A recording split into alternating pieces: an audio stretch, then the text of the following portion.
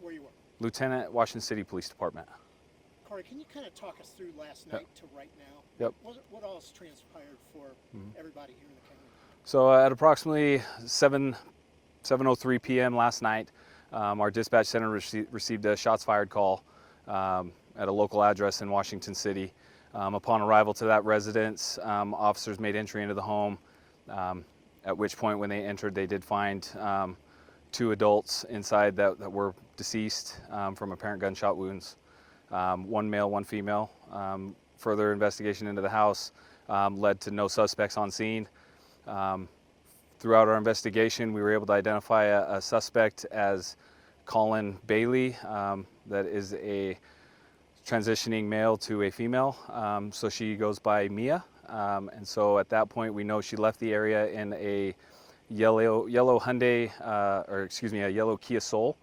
And at that point, we didn't have a direction of travel, but knew that she was considered armed and dangerous. We gave a statement last night to alert the public to be on the lookout for Mia. So at that point, we were still going on the investigation, and we moved to, we had a spotting of her at about 1 this morning.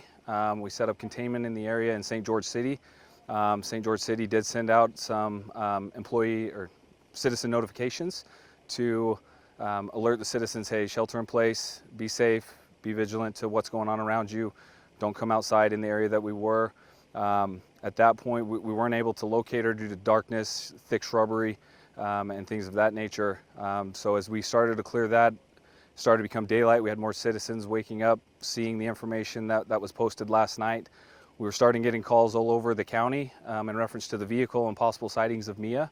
So our citizens did great. The response from the citizens was amazing to get us that quick of a profile. I believe we were on scene here at just before 8 o'clock. And at that point, a citizen called in this saying, hey, we believe we might have found Mia based on the information that they had received last night.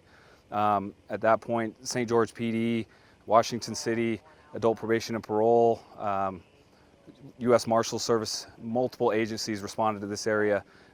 We did get a sighting of her by the wall that's over there that you've seen.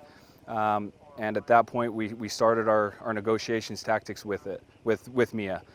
She was down by a bush, and so through the work of St. George negotiations and our multiple agencies on scene of surrounding, talking, trying to get the best outcome for Mia and our community so that we can keep everybody safe, we were able to talk her from leaving the gun where she was at. The gun was clearly visible to us. And so it was our constant discussion of, hey, let's work through this. We can move on, and we'll get through this today.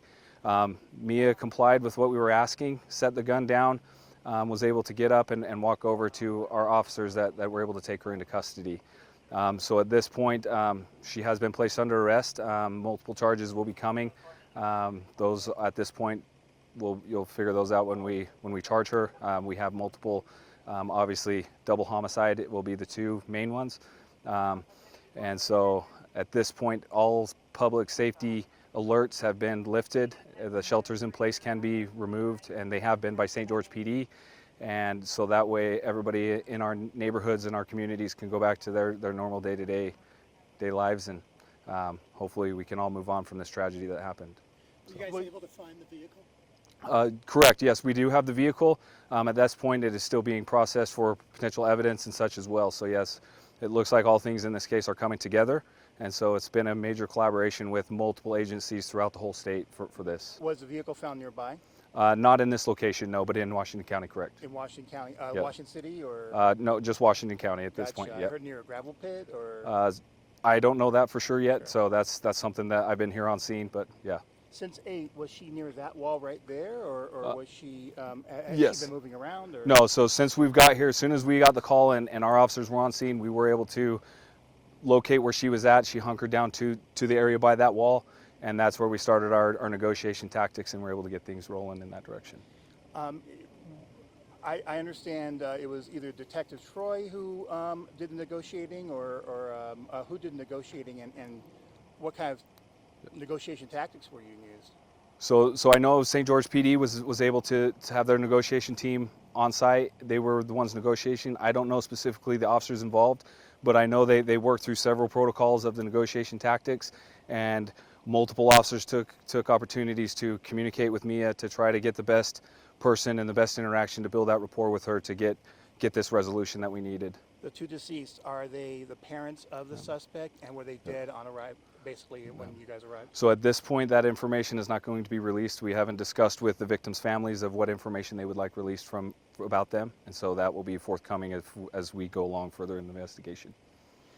Tell me about the psyche of the officers. I mean, certainly Yeah. yourself, you've been up Yeah. since last night. I mean, Yeah, it's strenuous, obviously, but obviously that's why we do the job. We want to keep our community safe. That's what keeps us going. When we're out dealing with these situations, we know that the trauma that it puts on our citizens, on the people involved, our witnesses on scene, the people in our community that called it in when they see me out here running. That's the hard part, but that's why us officers, that's why I do the job, is to try to be that relief so that they know if they call, somebody's going to answer and be there for them. So our officers, St. George officers, I think I can speak for all of us that we're here to give that public the service that they need, and we're going to do what it takes to make sure we get a safe outcome, as safe as we can get. And this is a prime example of all agencies working together and working in that direction. Did the suspect, can you tell me if the suspect had anything else on him besides a gun or anything else? At this point, all I know is that a gun was recovered right where she was at, and she did put that down based on her negotiation tactics. And so I don't know what was recovered under the search, as we're trying to mitigate the whole crime scene areas and multiple areas throughout the county. And so, but yes, at this point, I do know we do have possession of the firearm that was used, so there's none of that outstanding for citizens to locate or anything of that nature. At any point, did the suspect threaten others around the community or themselves? Nobody in the community, no citizens, no officers. Again, it was multiple times of potential self-harm. That's where our negotiations and officers that were interacting with her, they were able to talk with her and build that rapport with her to get those interactions so that this isn't the end for her, right? We want to make sure that she knows that, and that we're going to treat her the correct way and in a fair way, make sure, you know, our justice system is followed and that she gets the respect that she needs. I assume purgatory? Yes, that she will be booked into purgatory after some time, once we can conduct further investigations and interviews and medical clearances just for protocols to make sure that everybody's fit and where they should be. So. Can you talk about the timeliness of the notifications that go out Yep. to everybody? Yes. So as soon as we were notified of an officer locating her earlier this morning, that was an immediate call where it was in St. George City by their administration and those supervisors on scene to notify our dispatch center, who did amazing, by the way, on this. I didn't recognize them, but their communication through the whole thing, moving us from multiple ops channels so that there wasn't that traffic. We can get our traffic that's on this scene to the officers that need it.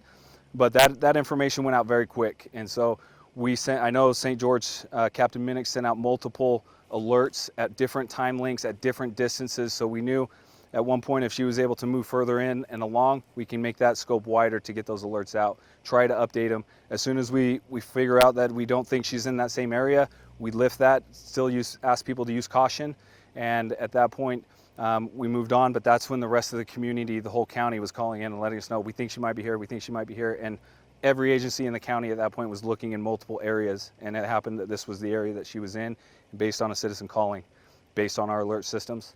That's how we had, so.